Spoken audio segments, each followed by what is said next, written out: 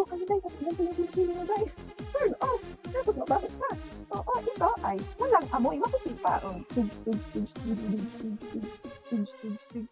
Ang dami na namang events kasi Vermont, may mga disco, pageant, ano pa ba, parties, di ba?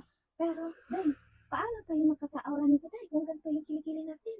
Ay, nako, buti na lang talaga meron ng deodorant concealer stick. Ito, trending na trending talaga to dito sa TikTok ni as in every time pag scroll ko, ito, Deoflex talaga.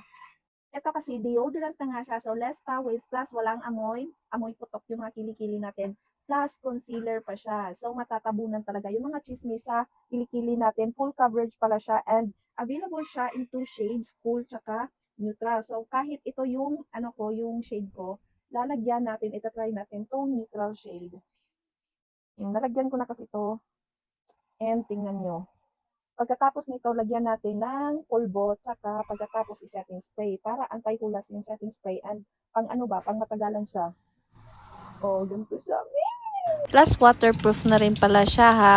Partida wala pa yung setting spray. So ako, para ipakita ko lang sa inyo, ganon siya mi. Ito yung wala, ito yung meron. So imagine,